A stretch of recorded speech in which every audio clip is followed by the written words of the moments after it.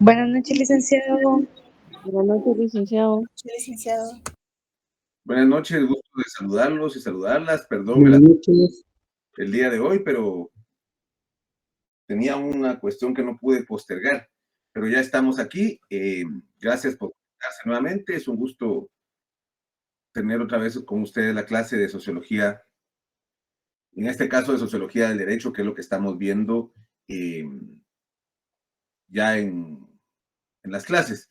Les acabo de pasar al WhatsApp un material que es el que vamos a utilizar para este primer parcial.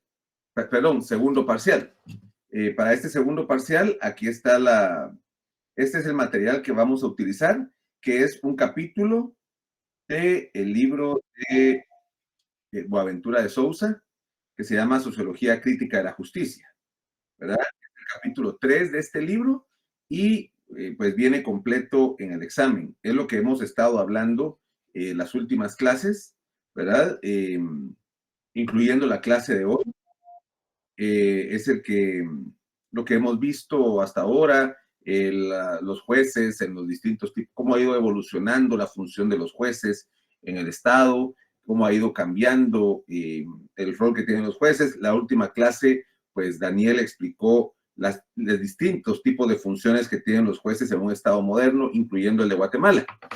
Y yo diría que es el mejor capítulo de ese libro, por eso lo usamos como material para el parcial, ¿verdad? Además de ese capítulo, vamos también a compartir más adelante la presentación con diapositivas. La próxima semana ya compartimos la presentación, que también hay unos temas ahí que no están en el libro, de temas generales de sociología del derecho que empezamos a ver al inicio de esta unidad cuando terminó el primer parcial, ¿verdad? Entonces ya pueden comenzar a leer este material que ya está, repito, en el WhatsApp.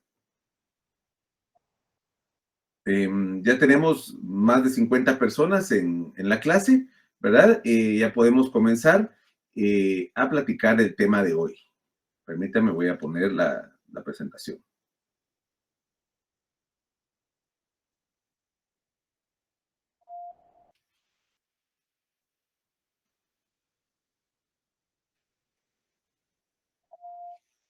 Solo que estamos todavía admitiendo algunas personas que están incorporando. Bienvenidos y bienvenidas todas. Lo que hemos avisado es que ya hay un material nuevo para el examen parcial que está ahí con ustedes en el WhatsApp, ¿verdad? Para que lo puedan descargar. Bueno, comencemos entonces la clase de hoy hablando de los jueces en el Estado moderno. Perdón, que todavía estoy admitiendo personas. Permítanme. Y eso me confunde un poco la presentación cuando estoy viendo.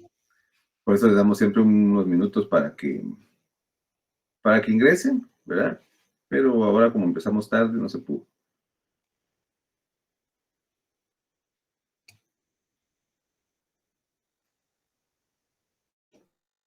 Hoy sí. Bueno, hemos hablado ya que en la etapa moderna, en el siglo XXI sobre todo, el poder y protagonismo político de los jueces, fiscales y del aparato de administración de justicia se ha incrementado, ¿verdad? Los casos de alto impacto por corrupción contra funcionarios públicos, pues fueron los jueces y fiscales jugaron un papel determinante. En países como Guatemala, por ejemplo, pensar que en algún momento iban a estar el presidente y la vicepresidenta sentados enfrentando la justicia, pues no hubiera sido posible pensar eso hace unos 10, 15 años. Igual pensar en que en algún momento el sistema de justicia iba a tener casos como los que ha tenido en el tema de corrupción, casos contra expresidente, exdictador Efraín Ríos Montt por el tema de genocidio, los casos contra los grandes empresarios de Guatemala por el tema de financiamiento electoral. El caso donde estuvieron sentados, una jueza tuvo sentados enfrente de ellos en el banquillo de los acusados a los dueños de Pollo Campé, de la cervecería, de Cementos Progreso, o sea, las empresas más grandes. Pensar que el sistema de justicia en Guatemala podía hacer eso, podía convertirse en algo tan fuerte que pudiera perseguir a los políticos, a los empresarios, a los grandes gobernantes de Guatemala, eso nunca se pensó, nunca se creía eso hace unos años, pero ahora ha pasado y esto genera nuevas discusiones teóricas, conceptuales sobre el sistema de justicia. Y ahí es donde entra la sociología, en este caso la sociología del derecho, la sociología crítica de la justicia, a ver cómo los jueces y funcionarios públicos son figuras públicas populares, ¿verdad? Se convirtieron más populares que los políticos. Se convirtieron en líderes de opinión. Telma Aldana casi la inscriben como presidenta en el 2019 y parecía que tenía mucho apoyo popular. Hoy vi una publicación de un tuitero diciendo que Juan Francisco Sandoval podía ser presidente de Guatemala. Y gente como Miguel Ángel Gálvez también le ofrecieron puestos políticos, pero son jueces, son fiscales, son abogados que en épocas pasadas nunca hubieran tenido ese protagonismo político, porque ahora tienen ese protagonismo político, ¿verdad? ¿Y qué pasa cuando el sistema de justicia adquiere ese protagonismo para enfrentar a los diputados, a los presidentes, a los mismos empresarios? Vemos cómo en general los jueces tienen mayor poder en las decisiones políticas, ¿verdad? Por ejemplo, el papel que tiene la Corte de Constitucionalidad. La Corte de Constitucionalidad le puede parar la mano al presidente, le puede detener una ley del Congreso, entonces se enfrenta directamente con los propios presidentes, ¿verdad? Tenemos el caso, por ejemplo, ahorita de Bantrab, del Banco de los Trabajadores, donde el presidente de la República, Bernardo Arévalo, quiere quitar al presidente del Banco de los Trabajadores, que a ese lo pone el presidente, pero la Corte de Constitución no podía, si no seguía un proceso legal. Y el presidente se enojó con la Corte de Constitucionalidad y tuvieron una pugna ahí. Y ahora, el día de hoy, la Corte de Constitucionalidad ya le da permiso al presidente para poder destituir al presidente de Bantrab. Pero vemos cómo la Corte de Constitucionalidad le pone freno al Ejecutivo. También así fue con Yamatei.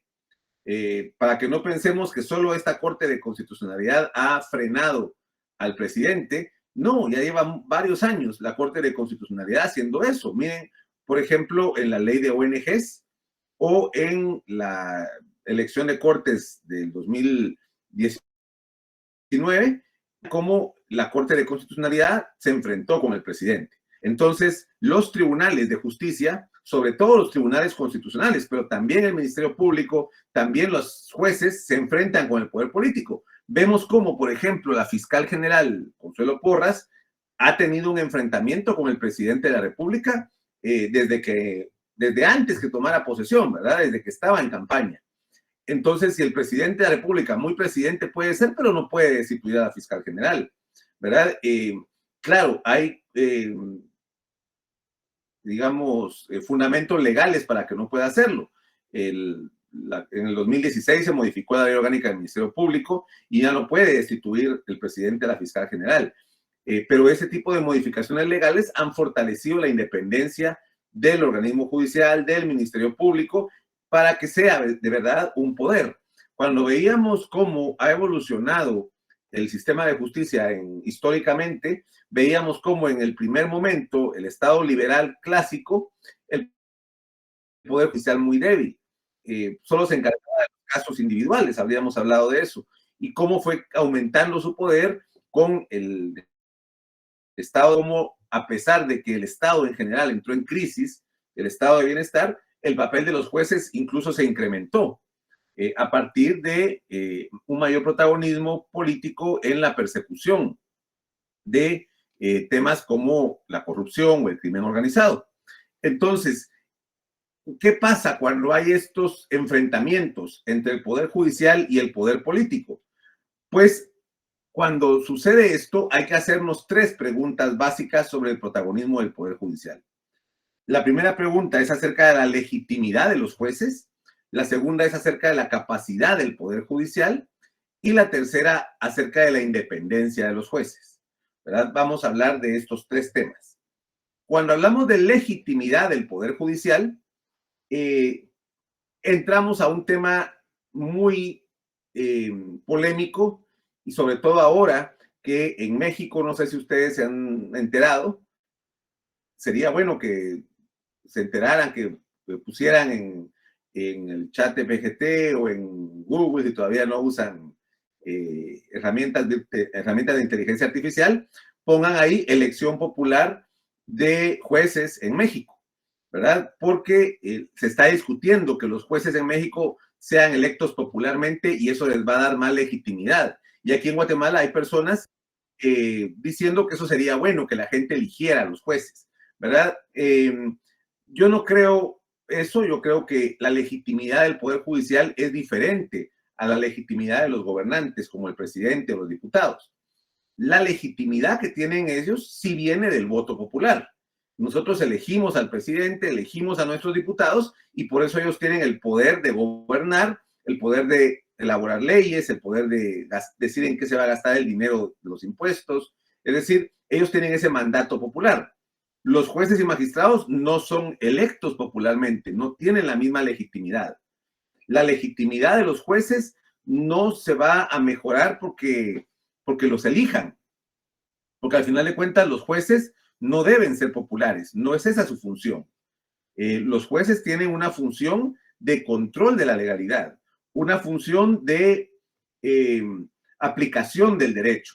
Entonces, la legitimidad de los jueces viene en la medida que aplican el derecho bien, ¿verdad? Si un juez falla conforme al derecho, falla conforme a la ley y no conforme a sus intereses o a grupos de presión o a incluso temas de delito ahí en cuanto a prevaricato, entonces es un juez que va a tener legitimidad, ¿verdad? Por eso es que los jueces que han fallado bien, los jueces que han tenido fallos que a la gente le gustan, pues tienen cierta legitimidad. En el caso de Miguel Ángel Gálvez, por ejemplo, ¿verdad? Que se volvió muy popular porque él encerró al expresidente y a la ex vicepresidenta en la cárcel. Él ordenó que se fueran presos, ¿verdad? Eso le dio mucha legitimidad popular. Ahí podemos caer en querer equiparar a los jueces con figuras políticas y hay que tener mucho cuidado con eso. La legitimidad entonces de los jueces no viene de que la gente les aplauda las resoluciones, no viene de que los elijan popularmente. Viene de la forma en que aplican el derecho. Viene en que son especialistas, conocen la ley y pueden aplicar el derecho. Entonces, eso nos lleva a otras preguntas.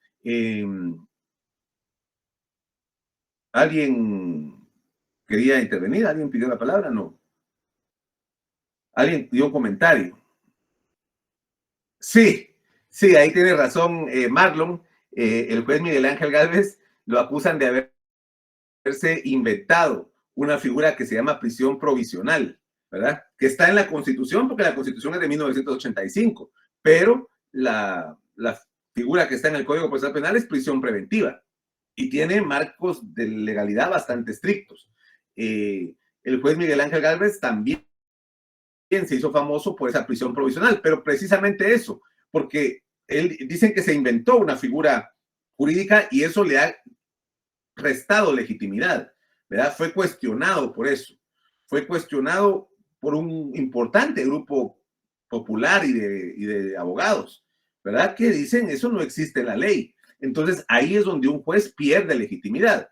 Él podrá ser muy popular, pero algunos actos como este hace que pierdan legitimidad. Por eso los jueces, al final de cuentas, la popularidad de los jueces tiene que ir relacionado no con sus fallos populares o si son electos o no, sino sobre la correcta aplicación del derecho que hagan.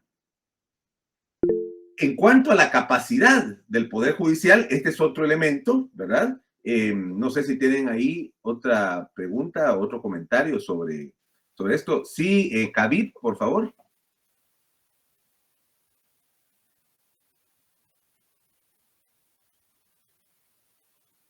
Khabib, por favor, si puede comentarnos cuál es su idea. Levantó la mano, pero no se le escucha.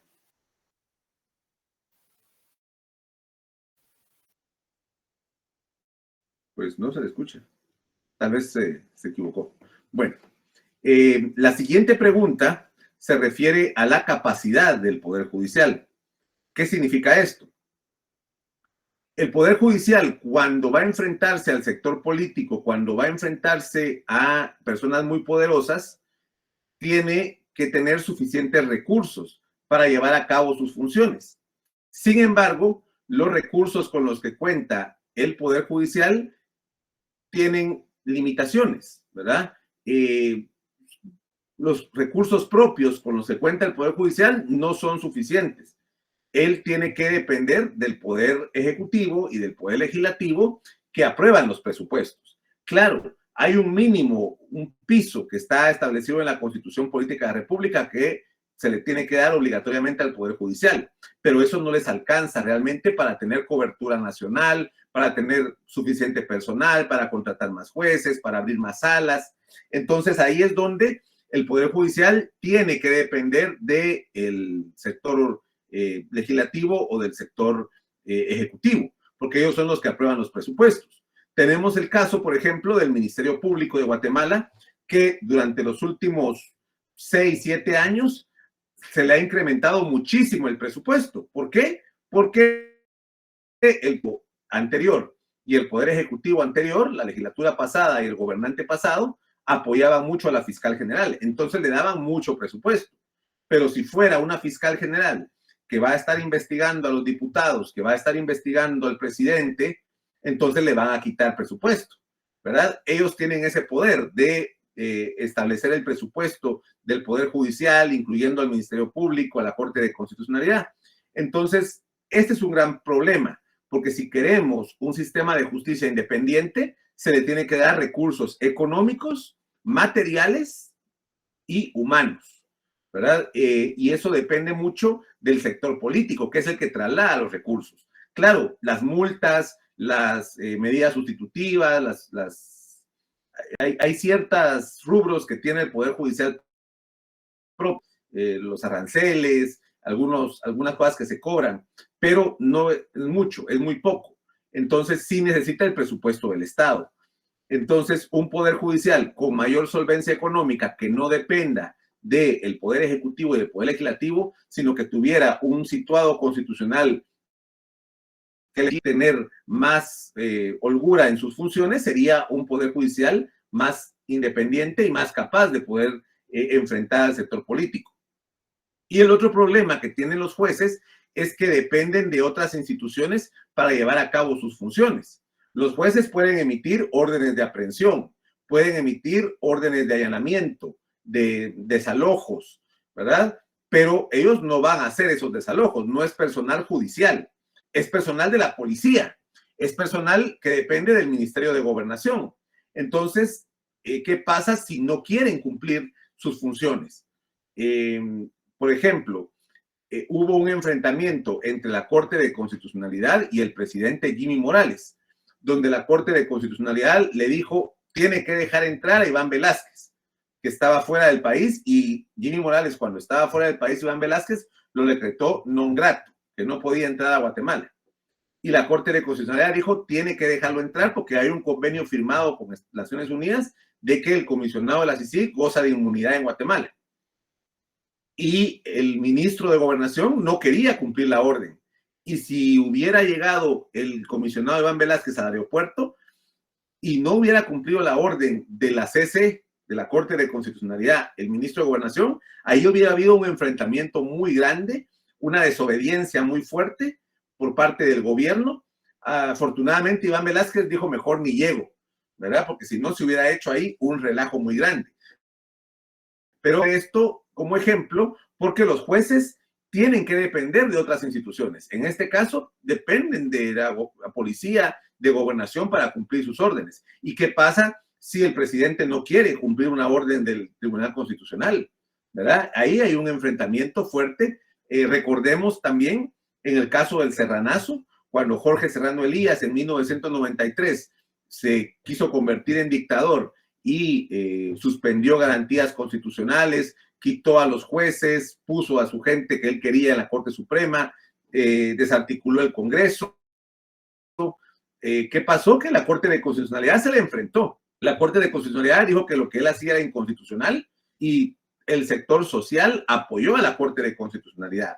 Eso es un ejemplo de legitimidad, ¿verdad? Porque la gente, los partidos políticos, la sociedad civil, los empresarios, incluso el mismo ejército apoyaron a la Corte de Constitucionalidad.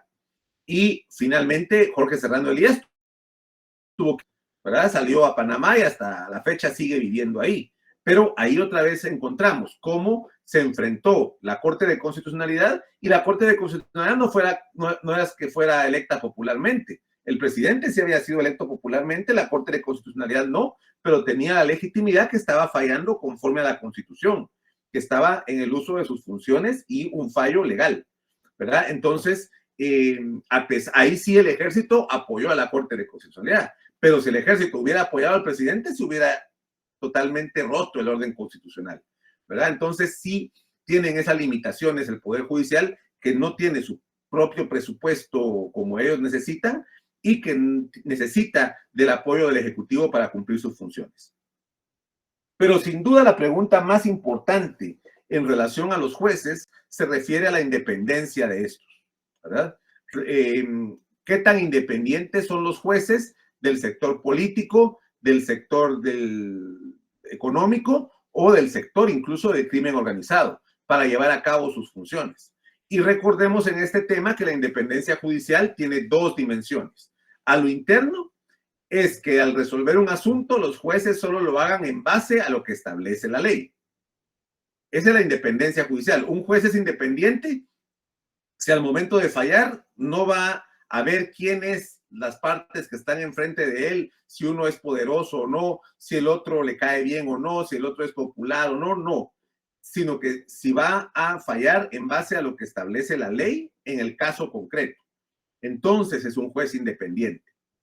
Aunque la gente esté en contra de él, aunque no sea popular, pero si está pegada a la ley, es un juez independiente. Y a lo externo, que ya es externo al juez, es independencia del Poder Judicial. Y el Poder Judicial como tal es independiente si no depende de otro poder del Estado o de sectores de poder que puedan influir sobre las decisiones de los jueces, ¿verdad? Si un Poder Judicial depende del presidente, del Congreso, depende de los empresarios, no es un verdadero Poder Judicial independiente. Por ejemplo, esto pasaba en las dictaduras militares. Los jueces dependían del Poder Ejecutivo, los tenía sometidos. Aunque la Constitución dijera que no, que eran independientes, en la práctica no hacían nada, sino daba el visto bueno el militar que estaba de turno ocupando la presidencia.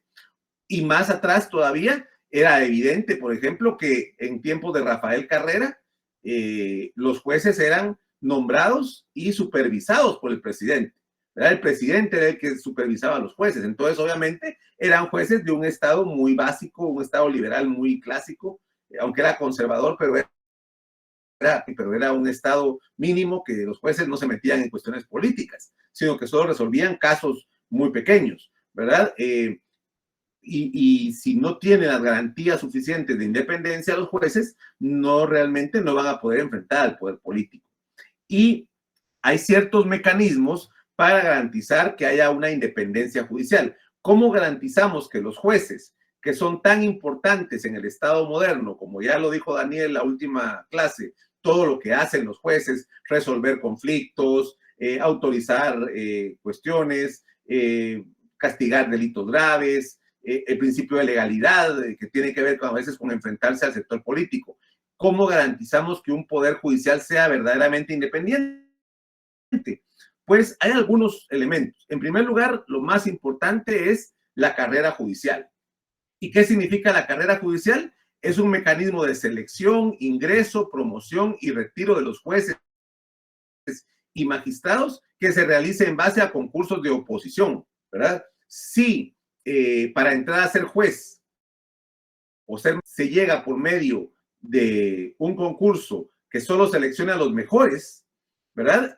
Eso significa que van a ser buenos y como llegaron por sus propios méritos, no le deben el puesto a nadie. Entonces, son jueces independientes, ¿verdad? Por eso, los países que tienen mejores sistemas judiciales fortalecen mucho este proceso. Proceso de selección, ingreso, promoción. ¿Qué significa promoción? Que ascensos, ¿verdad? Se hagan en base a concursos. Si usted tiene buenas notas, usted va a ser nombrado juez.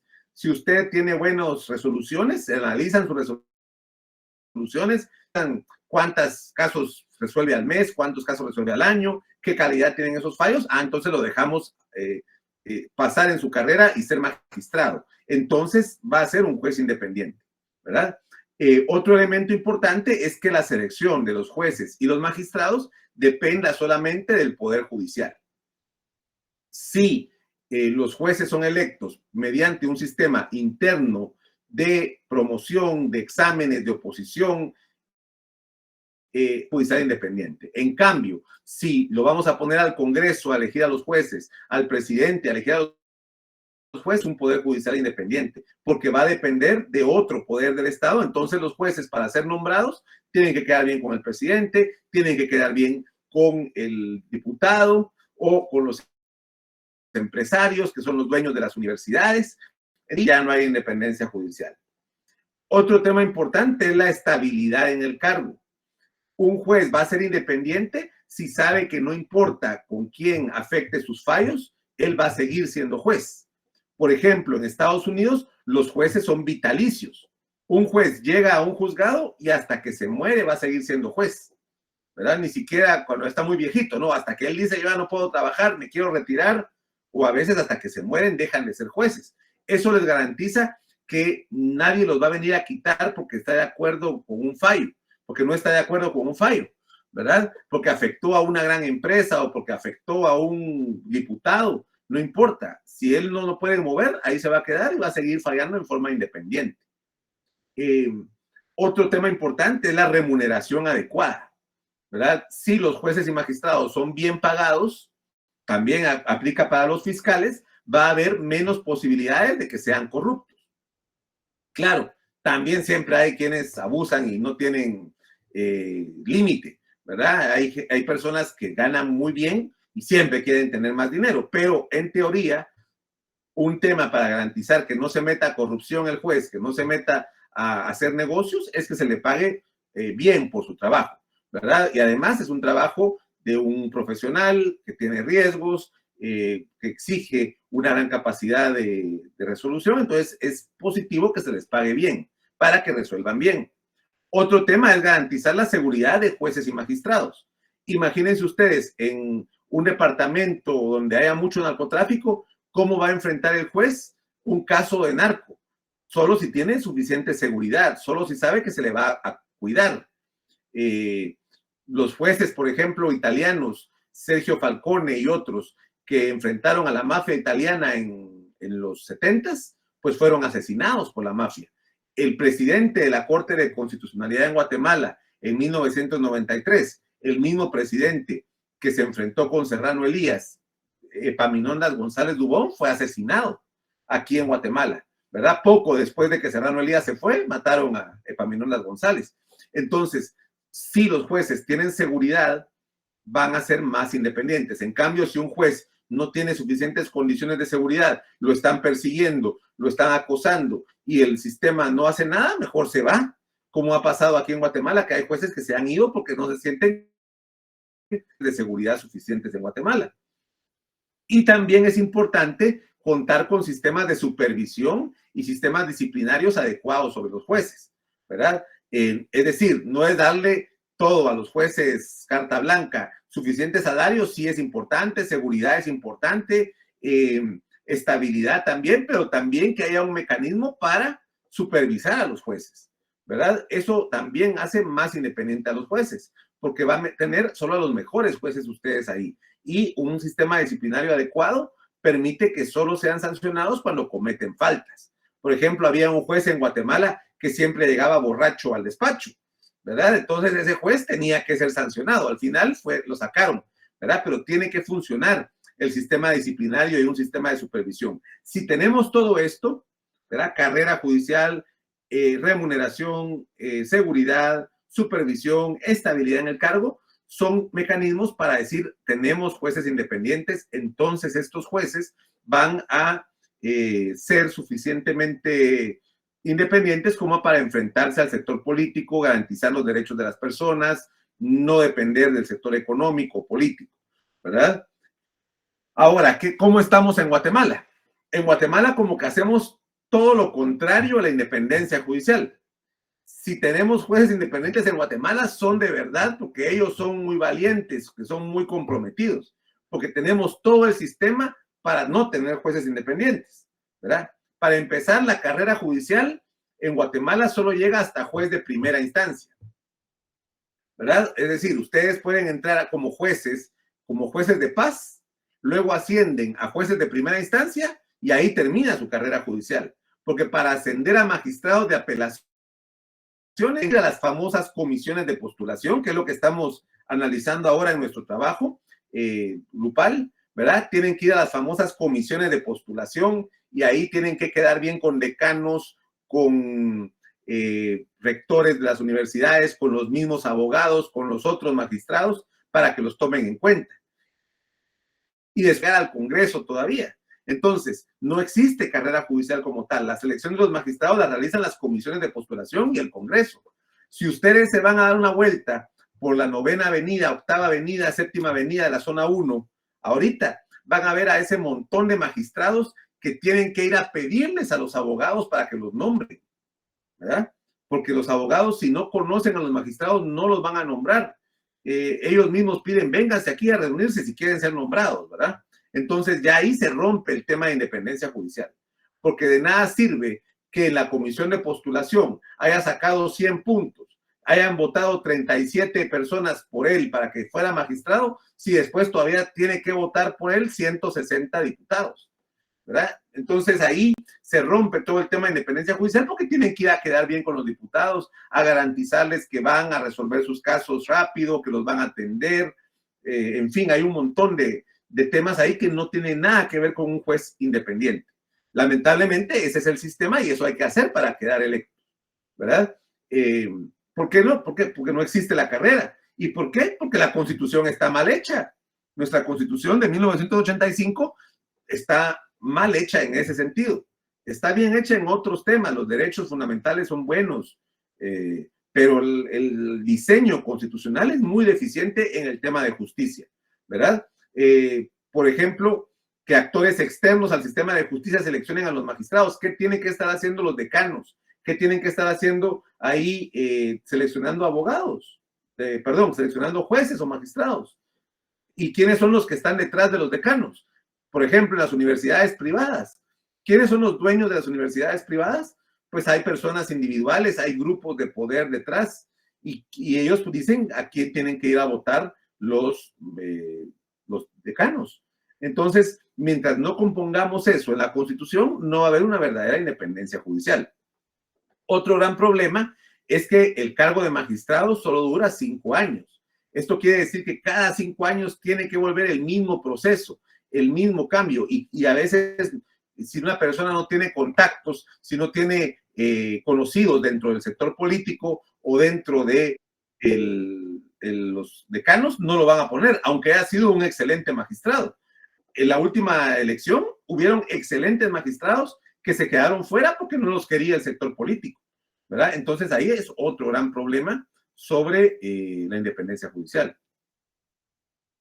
Sí, Marlon, es muy interesante también eso que dice, el único caso en donde la CC entró a conocer de oficio. Bueno, han habido un par de casos más donde la CC se ha extralimitado cuando le piden una cosa y conoce otras cosas de oficio. Sí han habido casos donde se han excedido de lo que pide el peticionario, pero sí como tal de que haya dicho yo voy a revisar esto por mi propia cuenta, es el único caso. Muy bien, Marlon. Sí, en tiempos de la marimba, dice Marlon, porque los golpes de Estado se daban y cuando había golpe de Estado tocaba marimba. Entonces, cuando oían marimba, ya votaron al presidente, ¿verdad? Y el otro tema, el rector de la Comisión de Corte de Apelaciones es médico. ¿Qué va a saber un médico de elegir buenos funcionarios judiciales? Eso es algo que habría que preguntarse. O el padre, que es el otro. El rector de la Suprema es un padre. Entonces, ¿qué va a hacer un sacerdote estableciendo si es un buen juez o un mal juez, ¿verdad? Bueno, hay mucho tela que cortar por ahí, ¿verdad? Otro problema es que, como les digo, duran solo 5 años. Cuando estamos hablando que en otros países son vitalicios y los estándares de Naciones Unidas dicen que por lo menos debe estar 10 años un magistrado en el cargo para ser independiente. Por lo menos, pero aquí tenemos 5 años y como les digo, cambian y no importa que hayan sido buenos o malos y quedaron mal con... Hay una sala completa que quitaron solo porque un diputado no le gustó un fallo que tuvo el año pasado, ¿verdad? Entonces, haya sido bueno o malo, no importa. El diputado no quería ese fallo, entonces quitaron a toda la sala, ya no la eligieron. Entonces, ahí es donde no tenemos independencia judicial en Guatemala realmente. Otro problema, la supervisión de tribunales no funciona. La supervisión de tribunales no es eficiente.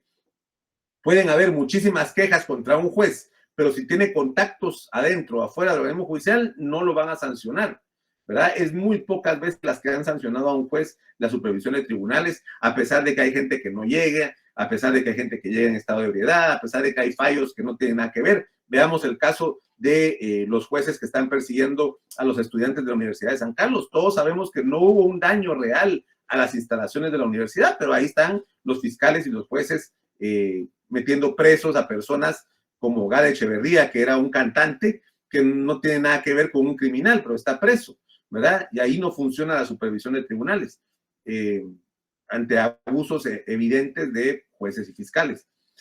¿Por qué? Porque el sistema disciplinario sobre los jueces es muy deficiente. Y aquí no estamos hablando de fallos que no nos gusten, porque para eso están los tribunales de alzada, las salas de apelaciones. Aquí estamos hablando de casos donde se ha excedido de sus funciones un juez. Por ejemplo, el juez que mandó a suspender a Semilla. ¿Cómo un juez va a venir a suspender un partido político aplicando la ley contra el crimen organizado? ¿Verdad? Solo para que no tomara posesión el presidente, ¿verdad? Si hay personas que cometieron delitos, que se les persigan, pero suspender un partido porque se cometieron ilegalidades en determinado momento, un partido que iba a ganar que había ganado las elecciones, iba a tomar posesión, eso sí es fuera de toda parámetro de legalidad del juez, ¿verdad? Ahí sí se excedió de sus funciones. Pero en fin, hay una gran cantidad de casos donde los jueces han abusado de sus funciones. Lo de la prisión provisional tal vez es un caso también. ¿Qué dijo la supervisión de tribunales ahí? Porque ese caso pasó por sala de apelaciones, llegó a la Corte Suprema de Justicia y todos avalaron la prisión provisional que dijo el juez, que para mí es ilegal, pero se mantuvo en el sistema de justicia. Es decir, tenemos un sistema de justicia muy deficiente que provoca que los jueces y los magistrados no sean realmente independientes. Y veamos los casos que han habido. Caso de Comisiones Paralelas 2020, donde este personaje, Gustavo Alejos, que está acusado de casos de corrupción durante varios gobiernos, porque él ha sido financista de muchos gobiernos, ha estado preso, pero él estaba metido en la selección de magistrados en el 2019 y también ahorita en el 2024 él estuvo metido negociando con las planillas, con los decanos, diciendo quién sí tiene que ser magistrado y quién no, a cuenta de que un delincuente como este, porque no es un empresario hace dinero sin necesidad de corromper personas, este no es un empresario, es un delincuente, un corrupto, como este tiene el derecho de decir quién llega a ser magistrado y quién no llega a ser magistrado. Pero eso solo pasa en Guatemala y por eso no tenemos un sistema de justicia eficiente, ¿verdad? Entonces, esa es la situación que tenemos en Guatemala. En la próxima clase vamos a hablar del tema de comisiones de postulación para que tengamos claro en qué momento está actualmente el proceso de elección de magistrados, cómo ha sido el proceso de elección de magistrados y qué podemos esperar de este proceso que tiene que ver directamente con lo que estamos estudiando, porque la sociología del derecho le interesa también quiénes son los que aplican justicia, cómo se llega a seleccionar a quienes aplican justicia en un estado, ¿verdad? Y en el caso de Guatemala, pues tenemos los límites que nos plantea la Constitución. De eso vamos a hablar en la próxima clase. Sí, así como dice Marlon ahí, está pasando, eso está sucediendo, ellos son los que van a seleccionar a los próximos magistrados. ¿Verdad? ¿Alguna pregunta, alguna otra duda o comentario? Tuvimos una clase muy rápida, pero el tema fue pequeño y se presta para eso, ¿verdad? Aunque vamos a seguir con este tema en la próxima clase. Sí, Alejandra, por favor. Sí, gracias, licenciado. Buenas noches. Pues fíjense que aquí yo dentro de los expedientes que encontré, sí logré encontrar impedimentos, hablando del tema de lo que usted pues nos estaba comentando. Un juez que había dictado sentencia a las personas, ¿verdad?, de la toma de la USAC. Entonces, Sí. por eso es lo que le pusieron a él impedimento, porque decía que pues no tenía la capacidad para desempeñar el cargo, ¿verdad? Sí, afortunadamente no pasó, ¿verdad? No pasó, no fue electo magistrado. Eso también fue bueno, porque hay una condena social sobre un caso que evidentemente es ilegal, ¿verdad? Sí, Jocelyn. Gracias, licenciado. Solo con una consulta en la revisión de los expedientes. ¿Cómo hacemos para analizar el tema del apartado de diplomados? Bueno, ¿Diplomado de especialización? los diplomados tienen que meterse al expediente, Sí. ¿verdad? Y los diplomados, por lo general, son emitidos por una universidad o por el colegio de abogados y a un profesional que ya tiene su licenciatura y su abogado, ¿verdad? Entonces son diferentes a los títulos de maestría. Son diplomas por lo general, no son títulos como tal, salvo que sean títulos de especialización. Pero aquí estamos tomando en cuenta también no solo diplomas. Tal vez ahí estoy dando yo mayor confusión, ¿verdad? No estamos analizando los diplomas que tiene porque participó en un foro, porque participó en un seminario. Eso no. Solo se dice título de especialización o diploma de especialización. Bueno, pero en caso del postulante tiene el grado de maestría, ya no es necesario marcar el diplomado de especialización. No, ya no. Porque hay un grado más alto, ¿verdad? Un grado más alto, correcto. Lo que nos interesa es ver qué tanto estudiaron los. Muy bien. Si llegaron a sacar su maestría, si llegaron a sacar su doctorado, o si solo sacaron su licenciatura, o si al menos algo intermedio entre maestría y licenciatura, que sería una especialidad. Gracias, licenciado. Muy bien, sí, pero si ya tiene la especialización, ya no tienen que seguir buscando maestría. O sea, si tienen maestría, ya con eso es suficiente. De acuerdo, gracias. Muy bien. Bueno, si ya no hay más dudas, comentarios, nos vemos el día viernes a las 5:30. Que pasen una feliz noche. Feliz noche, Lick. Feliz noche, licenciado. Buenas noches, Lick. Feliz noche, Lick. Buenas noches. Feliz noche, Lick. Buenas noches.